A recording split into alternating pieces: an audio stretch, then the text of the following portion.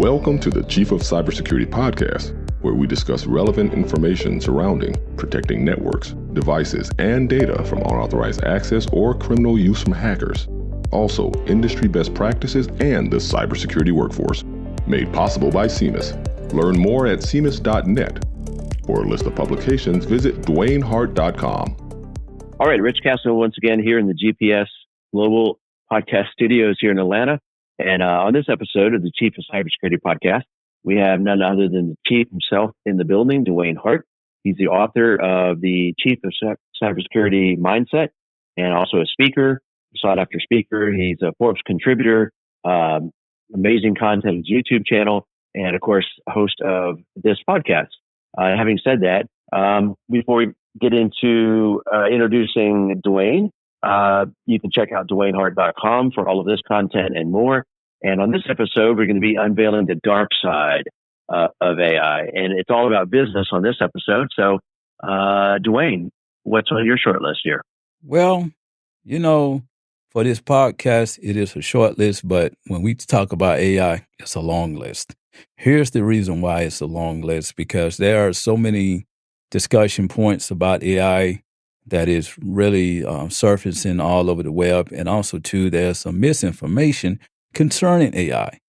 And a lot of the misinformation is down pretty much at the user's end. But I think the businesses really, really understand the use of AI. If you're a business owner, you understand that AI can try to support you well. Now, despite the fact that there's this, which is a concern by many people, think that AI is here to take our jobs and everyone is going to be unemployed and our society is going to be managed and ran by AI platforms.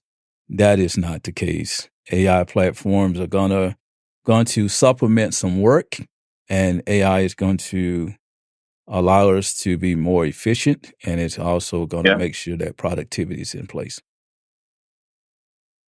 Yeah, and there's a tremendous argument for cost savings and your return on investment, because if you can generate whatever your business is generating, if you can do that, at a larger scale, more efficiently, faster, that absolutely impacts the bottom line, right? Well, we have to understand one of the ways we have to look at IT is about 25, maybe about 50 years ago, we only had computers and that was it.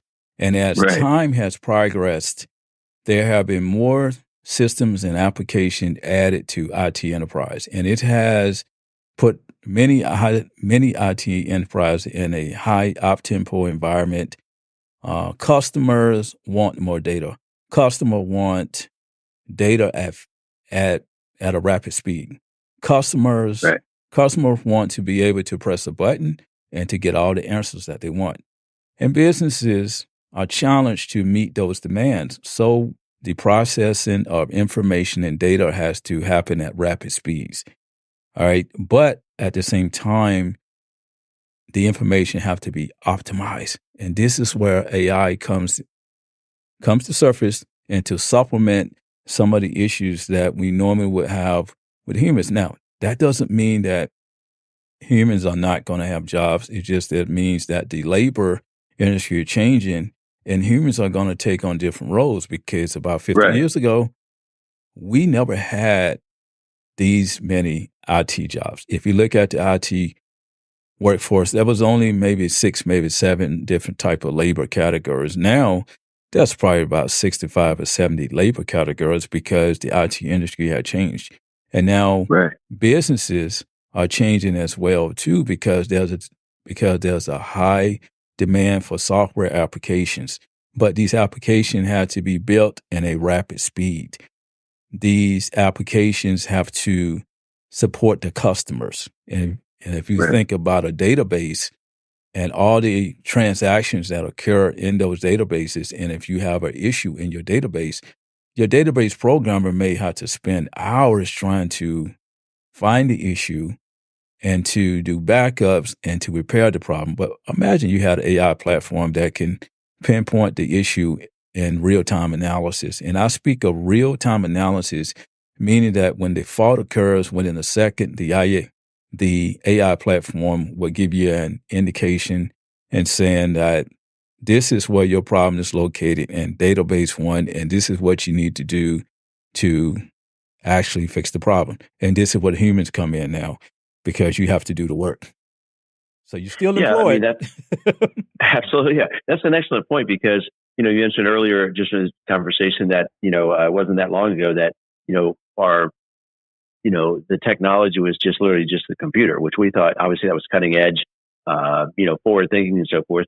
But with the onset of the internet, that allowed computers now talk in real time. And rather than, downloading and putting something on a chip or a disk and having to, send it across town and load it onto the computer, the connectivity issue really was a game changer. And now we're seeing another iteration of connectivity, meaning, the artificial intelligence now being able to, as you mentioned, take this data that, humans have decided is important for their business, in this case, to analyze, and analyze it in, nanoseconds, which, just short few years ago, that might have taken weeks or even months of an individual or people going through large amounts of data to try to, determine, what are some, KPIs, key performance indicators and so forth.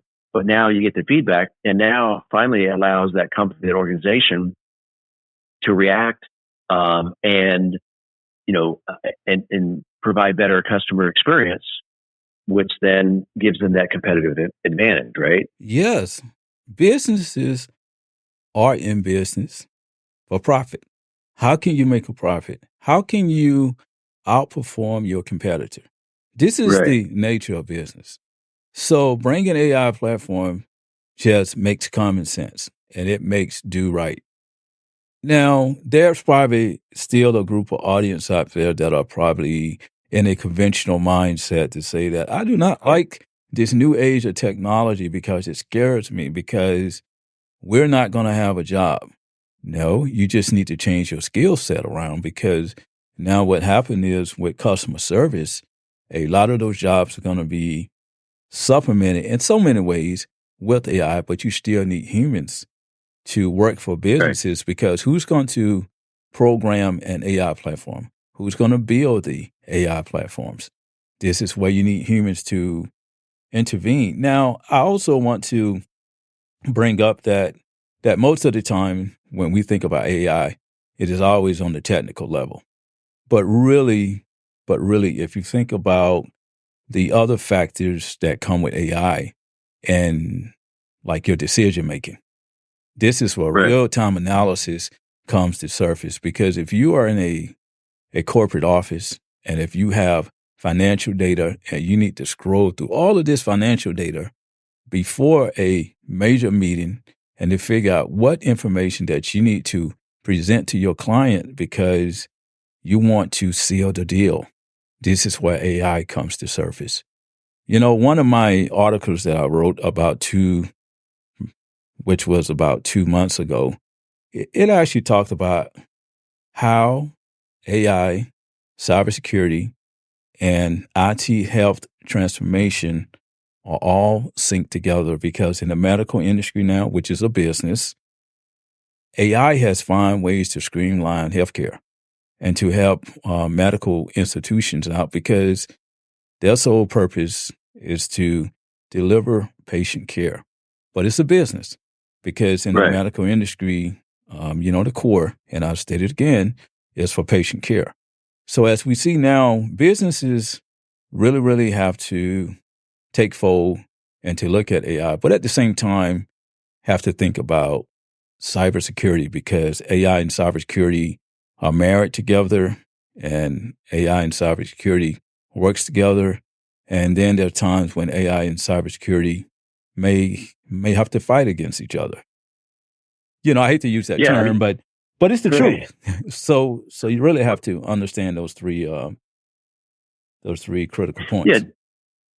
just like any technology, or even non-tech kind of stuff, it can be used for the greater good or for nefarious you know uh, ventures, whatever, right? So, but you really can't think of an industry or a business sector that is either impacted by um, you know attackers using AI against them, or that organization using AI for their advantage. I mean, you mentioned the medical, but it could, it can spill into financial services, whether you're in retail, Right. whatever, nonprofit, but, manufacturing can have it, because we talked about, the fear of loss of jobs. But if your business, as a result of using artificial intelligence to give you that competitive advantage, to improve your quality control, to make better decisions and so forth, serve more customers and serve them better, then you're going to be manufacturing more widgets, right? That's Which right. means that you're going to need more employees to handle that workflow, and you can scale a business that otherwise, might be doing X dollars or X volume, and now they can do 10x that, right? So, and allowing humans to work on more interesting, compelling, big picture than the minutia of analyzing and collecting data and spending that talent pool to do menial tasks. You're right. Yes or yes. You know, you sound like a cybersecurity guru all the way. Yes, you are. Yes, you're 100% correct to that, because businesses do not have an options now, because you don't have an Right. option to say that you do not want to bring cybersecurity on board, because all businesses have to do a market analysis and actually look at the market and say that my competitors is doing well because their supplier and their Mhm. demand strategy is working really good because they are using AI. See, because that's what businesses operate under. It is the supplier and the demand tactics, right? So if it's a demand for a product, how can you deliver that product in an efficient way, and also too that it's going to satisfy customers, because you don't want to have a delay in your products, and now what happens is that your competitors start to take your customers. Right. Well, So it's no and then choice.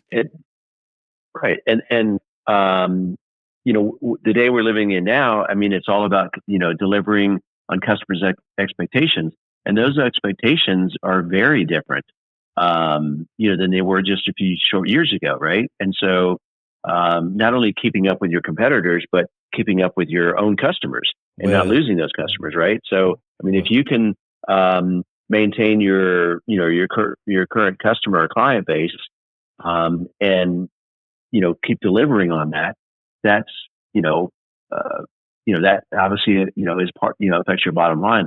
A well, couple other stats that maybe pivot here for a second that are kind of interesting from some articles you referenced, but um, you know there's a stat that says nearly half, or almost 46% of business owners are using AI to craft internal communication. So this premise of, and almost 97%, business owners believe that ChatGPT will help their business. Maybe they're not all using it necessarily, but they understand the value proposition. And Wayne, before you jump into that, answer that question, well, again, reminding our listeners, you're listening to the Chief of Cybersecurity podcast. Rich Casanova here on behalf of Dewayne Hart for our GPS Atlanta studios.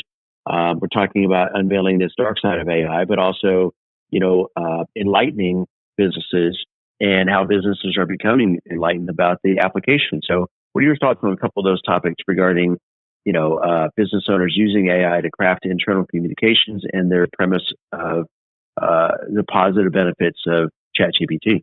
well, I think that the initial communication screen that you have is really good. Let's say, for instance, if you send an email through because your laptop is not working, where you get a Right, response back stating that this is your ticket number. We have logged your problem down, and a service agent will be contacting you shortly. See, that's right, great. But I believe yeah, after that, that's when you need the human intervention, because a lot of times with Chat GPT and a lot of the AI generated emails, they're so digitally written in so many ways, like a robot. And hmm me as a person, I see it a lot, and I don't have anything against it, but I think that as people, though, you can't overly use it. Now Now, as businesses, if you can streamline your customer service with the use of an AI model where you can expedite information to your customers in a quick notice, it's perfect. It works fine. But when it comes to follow-up communications, I think you need to have a human in place, someone in place that can answer those questions as well too. You know, I want to bring up the concept too is that um, as a business owner and someone that knows how businesses operate, we always have to grow. And see, that's part of the growth mindset, which is chapter 2 out of the cybersecurity mindset. And I'll repeat this again. There is no option to move away from AI because technology is changing. Customers that businesses have understand technology and they use technology. Right. So you cannot say that it's taking me too long to give you this information because my system is down. Because your customers are stating, well, you should have a backup system. So don't you have a backup system in place? We as humans are more tech savvy than we think we are today. Right. Everyone is tech savvy, but at the end of the day, we all have to understand how to use technology. Now with AI, we just touching AI from a small surface now. We as humans and the innovators have not even touched in the complete mindset of AI and launched a full power of AI and what it can do. Now that's good. And then again, it's scary. I think it's good because it resolves a lot of problems with the analysis process, with real-time data, and also too with efficiency. But on the other note, it always that little thought that comes in all of our heads is stating that, okay, what if it goes out of control? And this is where humans comes to surface here.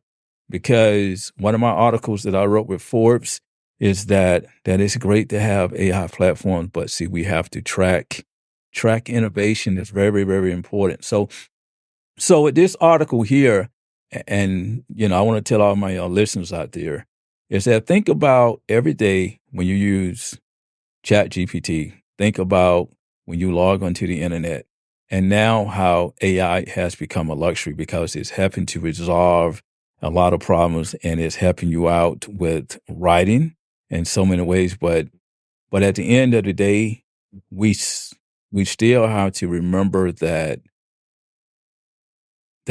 we can't go backwards. We can only move forward now because AI is here. And as you see, the industry is changing. Everyone has to come on board. And if you're thinking that, well, if I work for a company that I'm going to lose my job, no. You're going to be involved with different labor categories because now there's some roles that I've seen on, and I saw on DICE, which is titled as an AI engineer. And there are different job roles that are populating now. So it only makes great sense if individuals just go and study and try to find ways to sharpen their skill sets because the AI wagon or train has already started. And it's left the station. Yeah, exactly. So you can jump on board and grab a seat and enjoy the ride. Right. Well, I mean, me, I'm big on kind of analogies or whatever, comparisons from a civilian standpoint, if you will. So it's kind of like if your business is still using a fax machine, that might be problematic, right? Because how many customers are able to receive a fax? But at the time, that was cutting edge. And so, you just have to be somewhat nimble and, still deliver your core, values and your proposition. But back to like the ChatGPT, I've used that not extensively, but the times that I have utilized it, it is amazing because at first you do have this like, sometimes it's fear, sometimes it's ignorance, sometimes it's just, retooling or thinking you have to, be retrained, which, you kind of do if you want to advance just in your personal life. But in terms of ChatGPT, we've used it to write some content, but we didn't just clone and copy and paste that, because you kind of look at it and you go, well, half or whatever amount of this is so well said. It's almost like they're anticipating the message I wanted to communicate in a way I wouldn't have thought about. But then you look at it and you edit. I mean, much like, I'll finish on this, on when you send a text, you can manually type every character of a 50-word text, or you can voice it into your phone, but then that you're not going to immediately send it. You're going to stop and edit it and put in that human element, right, to kind of balance out technology with people. So what I want to add is that that is the outcome of digital language, is what I call all the results, because I use an AI generator just to get key talking points for many of things that I do. All right. And everything is written in a digital language. And it's kind of like, okay, then there are very long sentences here. It doesn't really hit like I want it to. So with me, I just kind of use it to get some key talking points, and that's about it. But I think that people should not 100% rely upon those programs. And businesses are the same too. Like because you cannot at 100% say that I'm going to transform over to AI. Like, you figure out through a digital modernization method where you need to use it most, implement the service, monitor the service, and see how you operate. Yeah, it's just I'd say common sense, but it's really just leveraging. This is just one tool that a business has, and you could still operate without AI, but you could also operate with a lot of other things in your business.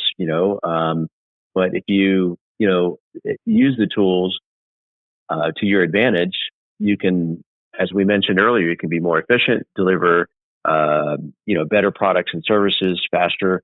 Well, I believe we're out of time here for this episode again.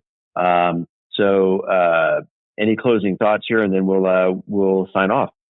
Oh, yes. The only thoughts I have is that if you're listeners, please go and read some of my Forbes articles, because I have many articles on AI. And last but not least, just remember that you're only as safe as your mindset. Absolutely. And we didn't mention so much in this episode, but one chapter that comes to mind out of your book, the Cybersecurity Mindset book, is chapter 20, actually adapting the mindset, which is kind of the theme that we've been talking about today, is, adapting or being left behind. And maybe it's not, that you're going to be left behind, but you're just going to be more efficient, whatever whatever your goal is, from using these AI or tech tools, you're just going to be more efficient and make life a little bit easier, and have some more free downtime. So again, I want to thank our listeners for listening to this episode of the Chief of Cybersecurity podcast. On behalf of Dewayne Hart, Rich Casanova here at Global Podcast Studios, we'll see you, and stay tuned for the next episode. You've been listening to the Chief of Cybersecurity podcast, where we hope you've gained knowledge to improve your cybersecurity mindset. Visit DewayneHart.com to learn more about publications, show notes, and more information on cybersecurity.